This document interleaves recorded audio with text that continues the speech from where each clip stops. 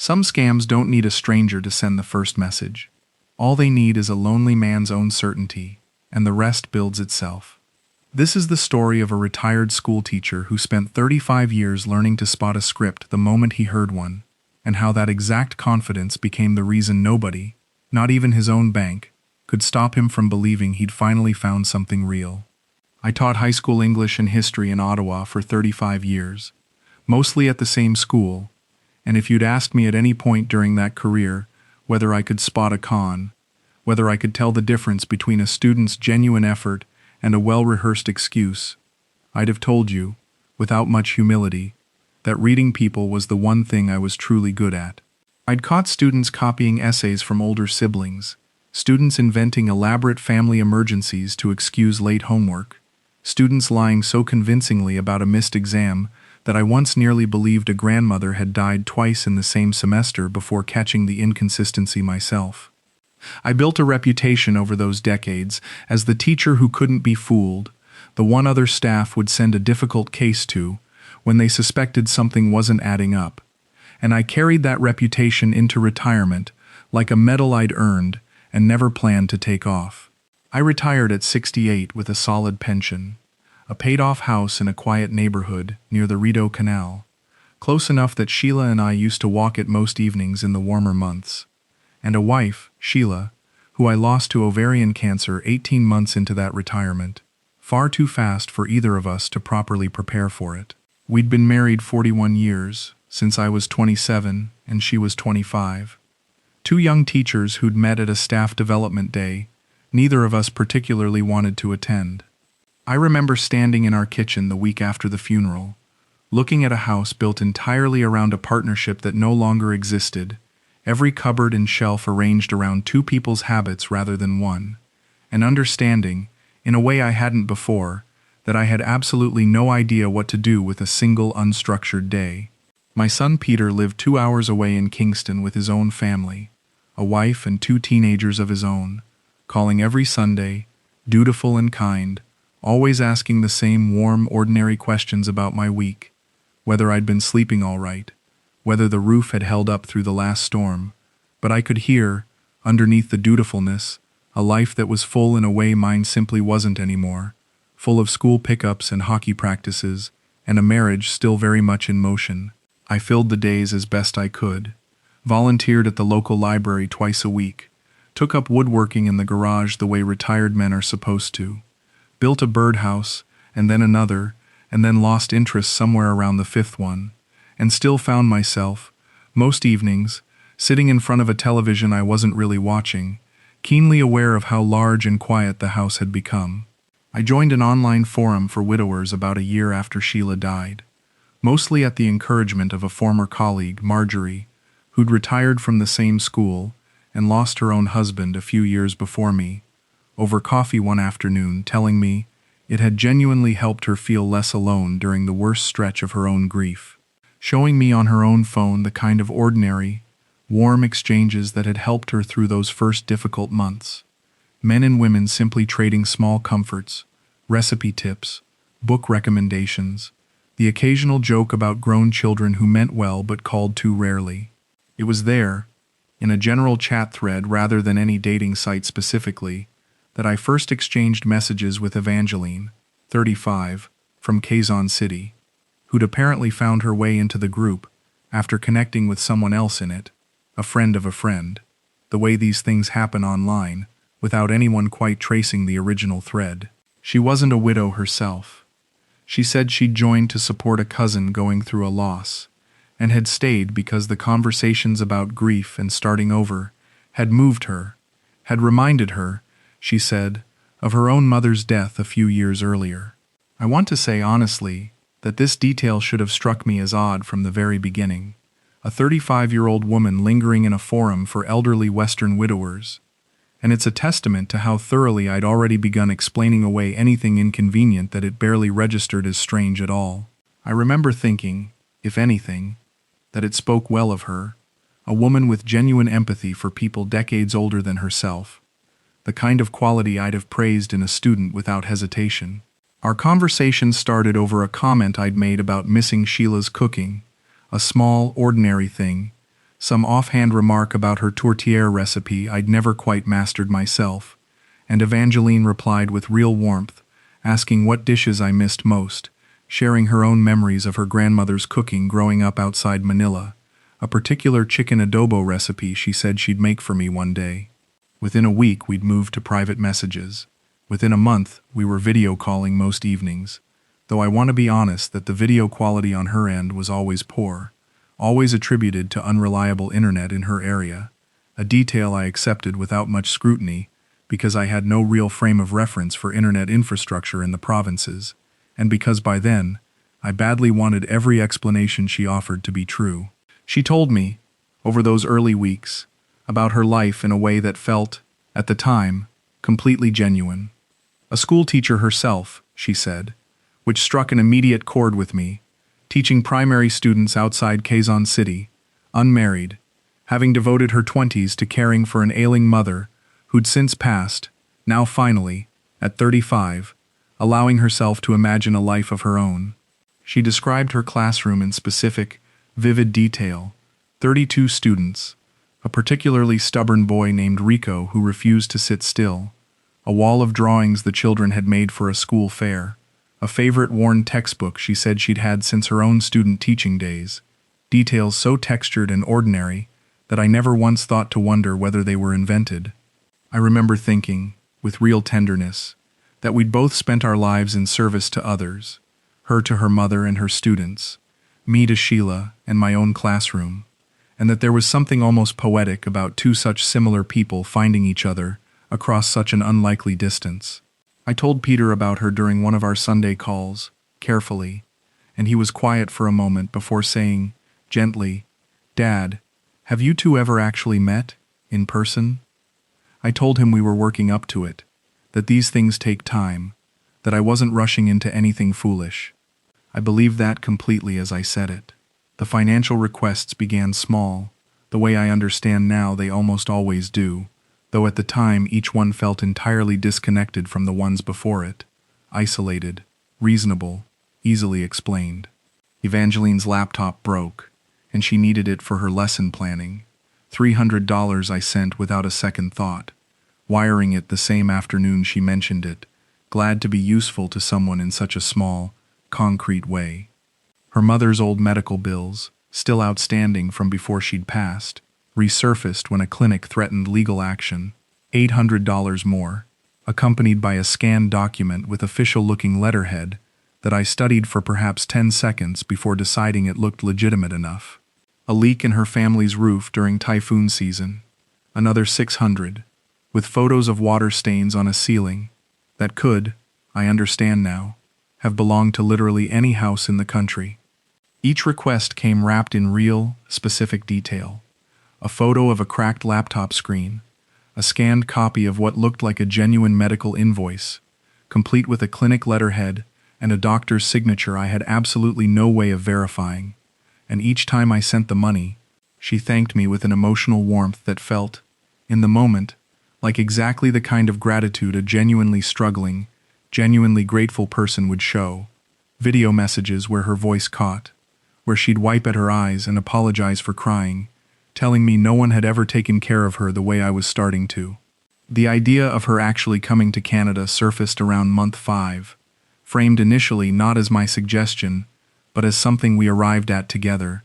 a natural next step for two people who talked every single day, and had by then exchanged what felt like thousands of messages spanning every subject two people could discuss,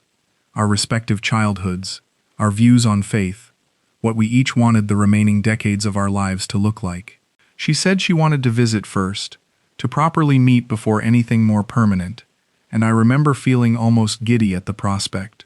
booking a flight for her myself, first of what would eventually become 4 separate attempts, each one collapsing at the last possible moment. The first flight fell through when Evangeline called me, crying, 3 days before her departure, explaining that Philippine immigration had flagged an issue with her exit clearance, something about an old, unresolved matter with a previous employer who claimed she'd left a teaching contract early without proper notice. She needed a lawyer to resolve it, she said, apologizing profusely, mortified that this old, unfair dispute was interfering with something she wanted so badly, her voice cracking as she described how humiliated she felt, calling to cancel after I'd already told Peter she was finally coming. The lawyer's fee came to $1,400, which I sent within the hour. More concerned with soothing her obvious distress than questioning the mechanics of an exit clearance dispute I had no real way of verifying. I want to pause here and say something honest about why none of this raised the alarm it probably should have. I'd spent 35 years in a classroom, watching students construct elaborate, specific excuses, watching the ones who were lying pile on unnecessary detail because they'd learned, somewhere, that specificity reads as truth. I knew that pattern intimately. I'd caught hundreds of students in exactly that kind of overbuilt lie over the decades. The boy who claimed his grandmother had died and produced, unprompted, an obituary that turned out to belong to a stranger he'd found in an old newspaper. The girl who described a family emergency in such vivid, granular detail that I only caught the lie when two of her details contradicted each other 3 weeks apart. I built my whole professional instinct around exactly this kind of pattern recognition, the sense that too much detail, offered too readily, was itself the tell. And yet here, faced with the same pattern in a woman I'd let myself fall in love with, I read the specificity in exactly the opposite direction, as proof of authenticity rather than proof of fabrication. The scanned medical invoice, the photo of the cracked laptop, the vivid classroom details about a boy named Rico who wouldn't sit still, all of it registered to me, not as the overbuilt evidence I'd have flagged instantly in a 16-year-old's excuse note, but as the kind of texture only a real life could produce. I've thought about that inversion more than almost anything else since, how the exact expertise that should have protected me became, somehow, the very thing that let her past my guard, because I was certain, so certain, that a man who'd caught 1,000 lying teenagers could never be fooled by one grown woman on the other side of a screen. It's a strange, humbling thing to realize that the shape of your own competence can become, in exactly the wrong circumstance, a blind spot precisely sized to fit the thing trying to get past it. The second flight collapsed over a medical emergency. Evangeline's younger brother in a motorcycle accident. Hospital costs mounting daily. A request that arrived with photos of a young man in a hospital bed that I now understand could have come from anywhere at all. An anonymous stock image, or another victim's own submitted photo repurposed for a fresh audience. $2,200 for that one, sent in 2 installments across 3 days as the hospital's requirements apparently changed, each new figure accompanied by fresh documentation that looked, to my untrained eye, entirely official. The third flight fell apart over what she called a customs bond, a fee she said Philippine authorities required for anyone traveling with gifts or belongings above a certain declared value. An explanation that struck me as slightly unusual even at the time, though I resolved the unease the way I'd resolved every prior one, by reminding myself that international bureaucracy in unfamiliar countries often followed rules that seemed strange to outsiders. This is the request that finally brought my bank into the story, though not in the way I'd have wanted at the time. I wired 18,000 Canadian dollars for that customs bond, a larger sum than any single request before it, transferring it from a portion of my retirement savings I'd normally have considered untouchable, and within a day of the transfer clearing, I received a call from my bank's fraud team. The woman on the line was young, polite, clearly working from an established script of her own, walking me through what she called common romance scam patterns, with a patience I found, at the time, faintly condescending. Mr. Ellsworth, in our experience, a request framed as a customs bond for an international fiancée is one of the most common patterns we see in this type of fraud. Has this person ever video called you from a location you could independently verify? Have you ever received a package or letter from them through the mail? I told her, with more edge in my voice than the moment probably warranted, that I'd taught high school for 35 years, that I understood exactly what a script sounded like, and that I appreciated her concern but felt she was reading from a list of red flags without actually listening to the specifics of my situation. She stayed patient throughout, never once raising her own voice to match mine, offering to send me some written material on common scam patterns that I told her, politely, I didn't need, thanking her for her diligence in a tone I now recognize as faintly patronizing in its own right. I hung up feeling, absurdly, as though I'd won an argument, rather than dodged a warning, proud of how firmly I'd held my ground. The fourth flight, months later, collapsed over a visa processing fee that Evangeline said had suddenly doubled due to a new government regulation, and this was the transfer my bank froze outright, rather than simply flagging after the fact. I remember the call from the branch, informing me the transfer had been held pending an in-person conversation, and I remember the anger that rose in me almost immediately. Disproportionate anger, the kind that comes from a wound you don't want examined too closely. I drove to the branch that same afternoon, still in my gardening clothes, and demanded to speak with a manager, and I used the phrase, "my money," more times in that conversation than I'm comfortable admitting now, as though the issue at hand were ownership rather than judgment. The branch manager, a measured, careful man named Douglas Ferris, sat with me for nearly an hour that day, in a small glass-walled office off the main floor, walking through the transaction history on my accounts, with a calm I now recognize as genuine professional concern rather than bureaucratic obstruction. He showed me the pattern laid out plainly on a printed sheet, dates, amounts, the escalating frequency, the way each transfer had followed some new crisis by a matter of days, sometimes hours.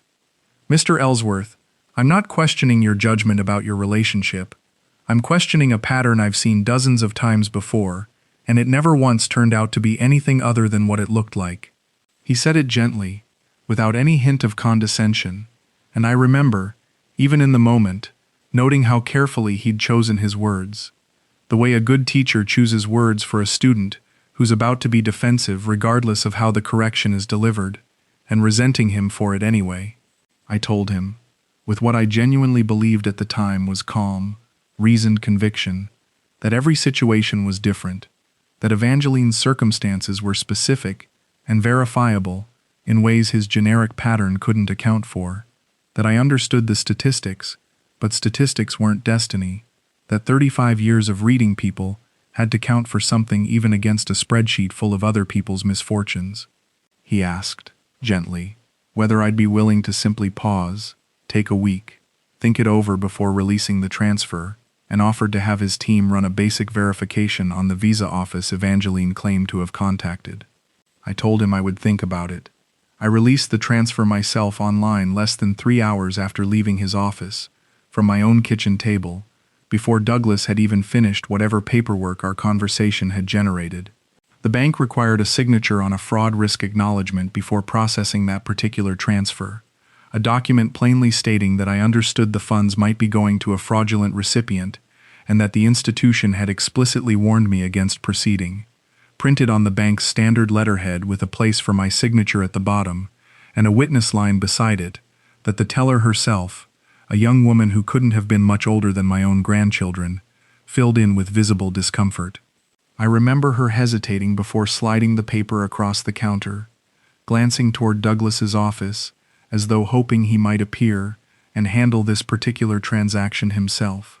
I signed it, I remember distinctly, with something close to a flourish, an unnecessary little flick at the end of my signature, the way a man signs a document he believes history will eventually prove him right about. The way I used to sign report cards for students I was certain were about to prove their doubters wrong. I've thought about that flourish often since, the specific, humiliating vanity of it. A 74-year-old man defending his honor against the institution, actually trying to protect him, treating a legally binding fraud acknowledgement as though it were a certificate of achievement, rather than the closest thing to a written record of my own refusal to listen. The teller thanked me, processed the transfer, and I remember walking out of that branch that day feeling lighter than I had in weeks, as though I'd cleared some final bureaucratic hurdle standing between me and a happiness that was, in reality, never going to arrive no matter how many hurdles I cleared. The third warning, the one that has stayed with me longest, came a few months after that, when Douglas himself called me directly, rather than routing the concern through a junior staff member, Having apparently flagged my account for personal follow-up, after the pattern continued escalating, he asked if I'd come in one more time, and I did, mostly out of respect for the relationship we'd built across these repeated conversations, rather than any genuine openness to reconsidering. He didn't lecture me that day. He simply asked questions, quiet, careful questions, sitting across from me with a notepad he barely used, occasionally jotting down a single word rather than a full sentence. Whether I'd ever received a package from Evangeline, whether I'd ever spoken to anyone else who knew her outside our own conversations, a cousin, a colleague, anyone at all, whether I could name a single independently verifiable fact about her life, an address, an employer's phone number, anything that existed outside the messages we exchanged. I couldn't answer any of those questions satisfactorily, and I remember the silence that followed, Douglas not filling it, letting me sit inside my own inability to answer, his patience somehow more damning than any argument could have been. Instead of taking that silence as the answer it actually was, I apologized. I told him I was sorry for the complicated personal situation I'd created for his staff, that I understood this must be frustrating for everyone involved, and that I appreciated their patience with what I actually called, out loud, in that office, an unconventional but real relationship. I apologized to the man trying to save me for the inconvenience of being saved, and I remember him nodding slowly, not agreeing, just absorbing it, the way a good teacher absorbs a wrong answer from a student he already knows isn't ready to hear the correction yet. The relationship continued for several more months after that third warning, the crises never really stopping, a stolen bag that supposedly contained her passport and savings, a school administrator demanding a bribe to release her final employment records, a sudden tax assessment on a small piece of family land that needed to be resolved before she could legally travel, each one accompanied by its own scanned document, its own tearful video message, its own apology for having to ask again so soon. Each request smaller than the customs bond, individually, but relentless in frequency, arriving roughly every 3 to 4 weeks across those final months, until the total, when I finally added it all up much later, came to 188,000 Canadian dollars across 19 months, a sum that represented the better part of my retirement savings, the money Sheila and I had built across 4 decades of careful, ordinary living, 2 teachers' pensions, and modest investments accumulated one paycheck at a time. The collapse, when it finally came, wasn't dramatic in the way I might have expected. There was no final confrontation, no discovered second phone, no photograph that broke the illusion in a single devastating instant. It was simpler than that, and somehow worse for its simplicity. Evangeline stopped responding. Not abruptly, at first, just slower. Message gaps stretching from hours to a full day, then 2, then a week. Each silence explained, when explanations still came at all, by some new complication, a lost phone, a family emergency, an internet outage in her area that seemed, in retrospect, remarkably convenient in its timing. I kept reaching out. I want to be honest about how long I kept reaching out. Weeks longer than any reasonable person would have, sending messages that grew progressively more desperate, then progressively more pleading, checking my phone first thing every morning with a specific, sick anticipation I hadn't felt since the early days of waiting for Sheila's test results, before finally, mortifyingly, angry, before finally, silence answering silence, nothing coming back at all, not even a read receipt on the last dozen messages I sent. There was one video call, sometime around month 7, that I've returned to often since, turning it over the way you turn over a photograph looking for a detail you missed the first dozen times. The connection had been unusually clear that particular evening, clearer than almost any call before or after, and for a few brief seconds, before the video dropped back into its familiar low resolution, I thought I glimpsed something behind her, a room that looked less like the modest family home she'd described in such loving detail, and more like a bare, fluorescent-lit space, with several other desks visible at the edges of the frame, other faces at other screens, all angled away from the camera. I asked her about it, mildly, and she laughed it off, said she'd been helping a friend at an internet cafe because her home connection was down again, an explanation that fit easily enough into the established pattern of poor connectivity I'd already accepted without much scrutiny for months. I didn't think about that room again for a long time. I think about it constantly now. I called Peter about 6 weeks into that silence, unable to hold the whole thing inside myself any longer, sitting at my kitchen table with a legal pad I'd started keeping, dates and amounts scrawled across 3 full pages, and told him everything, start to finish, numbers he hadn't known, patterns he'd only half suspected from our careful Sunday conversations across those 19 months. He was quiet on the phone for a long moment, long enough that I asked if he was still there, and then he said, not unkindly, "Dad, I need you to hear this from me instead of a stranger. This was a scam. From the very first message. I think some part of you has known that for a while now." I told him I understood that, intellectually, but that understanding it and feeling it were 2 entirely different experiences. That some part of me was still, even then, constructing an explanation where Evangeline herself was simply overwhelmed, embarrassed, rather than the far more likely explanation staring at me plainly from 18 months of bank statements sitting right there on my kitchen table. I contacted the police a few days after that call with Peter, filed a formal report with a young constable, who took my statement with careful, practiced patience, the kind of patience I recognized, uncomfortably, as identical to what Douglas at the bank had shown me across 3 separate warnings.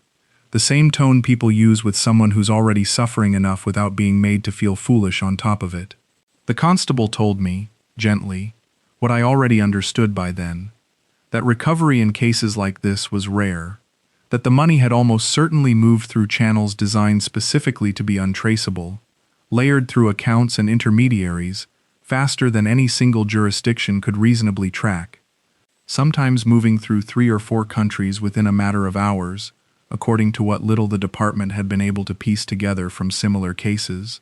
and that the most useful thing I could do now was document everything carefully in case it helped identify a broader pattern connected to other victims, my case becoming one data point among what I later learned were likely hundreds run from the same operation. The hardest call I made in the weeks that followed wasn't to the police, and it wasn't to Peter either, difficult as that conversation had been. It was to Douglas, at the bank, a call I put off for nearly a month before finally making it, dreading it in a way I hadn't dreaded any other conversation in this entire ordeal, rehearsing what I might say the way I used to rehearse difficult parent-teacher conferences decades earlier. I remember sitting in my kitchen, the same kitchen where I'd stood the week after Sheila's funeral, wondering what to do with an unstructured day, dialing the branch's direct line rather than the general number, needing to speak to him specifically, rather than whoever happened to answer, needing the apology to land with the exact person it was owed to. He came on the line, and I told him, without much preamble, that it had ended, that everything he'd warned me about had turned out to be exactly what he'd said it was, that I owed him an apology far more genuine than the one I'd given him in his office all those months earlier, the one where I'd apologized for the wrong thing entirely, for the inconvenience rather than for not listening. Douglas didn't say "I told you so." I want to be clear about that, because some part of me had braced for it, had almost wanted it, some punishment that would have felt proportionate to the shame I was carrying. Instead, he said, quietly, "Mr. Ellsworth, I'm not calling this a win for me. I've made this same call, or received it, more times than I'd like in this job, and it never once feels like being right. It just feels like watching something happen that I couldn't stop happening." His kindness in that moment did something I hadn't expected, cut deeper than anger would have, because anger I could have argued with, could have deflected the way I'd deflected every warning across those 19 months. Kindness, offered freely after everything, left nowhere to put the shame except squarely where it belonged. I sold the woodworking equipment I'd barely used since Sheila died, and cut back my modest remaining discretionary spending to almost nothing for the better part of a year afterward. Not out of any real financial desperation. My pension remained intact, my house was paid off, but out of a need to feel, physically, some consequence proportionate to what I'd allowed to happen. A kind of self-imposed penance that Peter gently pointed out wasn't actually helping anyone, least of all me, though it took me several more months to actually believe him and let myself buy so much as a new pair of winter boots without a wave of guilt attached to the purchase. Peter drove up from Kingston most weekends that first year, not saying much about the money directly, just sitting with me, watching hockey or helping with small repairs around the house, replacing a leaky faucet one Saturday without making it into anything more than an ordinary father-son task, the way you sit with someone recovering from an illness, rather than someone who'd made a series of choices. Marjorie, my old colleague from the Widowers Forum, called regularly too, and I remember one conversation where she said something that stayed with me since. Kenneth, 35 years of catching every trick a teenager could invent, and it never once occurred to any of us that the same tricks could work on us too, just dressed up in adult clothes. I told her I thought that was exactly it, that somewhere in my own certainty about my expertise, I'd stopped believing the expertise needed to apply to my own life, only to everyone else's. She admitted, quietly, that she'd nearly fallen into something similar herself a year earlier. A different platform, a different story, but the same shape underneath it, and had only pulled back because her daughter had happened to see a message on her screen and recognized it immediately for what it was. "We're an easy audience, Kenneth," she told me once, "not because we're foolish, but because we're the generation that was taught politeness was a virtue above almost everything else. And this whole thing runs on exactly that politeness, the reluctance to seem paranoid, to seem rude, to seem like the kind of person who doesn't trust easily." I've thought about that observation often, how much of my own resistance to the bank's warnings had less to do with genuine conviction and more to do with a lifelong discomfort with being told, bluntly, that I might be wrong about something I cared deeply about.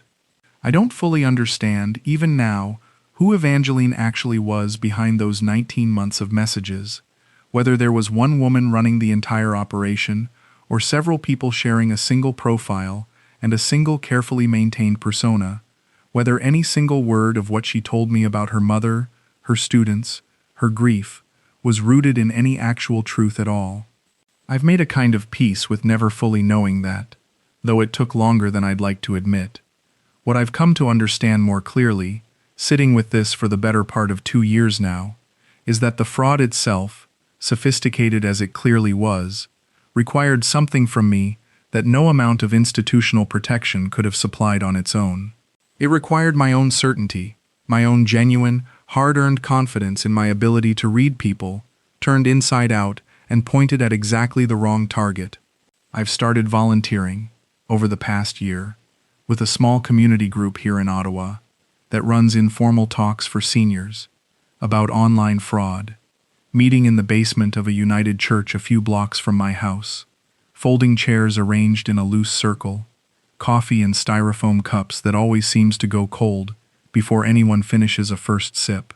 I tell this story now, plainly, without much softening, to rooms full of people who remind me, more than I'd like, of exactly who I was 18 months into a certainty that turned out to be the very thing that undid me. Sharp, capable people, former engineers and nurses and civil servants, people who spent entire careers being right about complicated things, and never once imagined that same skill could become a liability in the one area of life they'd stopped scrutinizing. I tell them about Douglas, about the fraud waiver I signed with a flourish, about apologizing to the people trying to save me, because I think the specifics matter more than the general warning, the way a specific lie always mattered more to me in a classroom than a vague suspicion ever did. I remember a woman in one of those sessions, a retired nurse named Patricia, raising her hand afterward and asking, quietly, whether I still thought about Evangeline, whether some part of me still wondered if any of it had been real,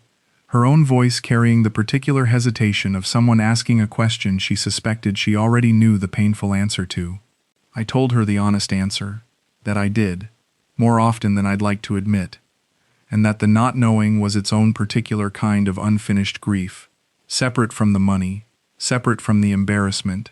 a grief for a version of comfort in my final years that I'd let myself believe in completely. I tell them that the most dangerous moment in any scam like this isn't the first message from a stranger. It's the moment a good, capable, experienced person becomes so certain of their own judgment that they stop listening to anyone, including the people whose entire job is trying to protect them, and I tell them, because I need to say it out loud as much as they need to hear it, that the scam never really needed a second accomplice inside my life.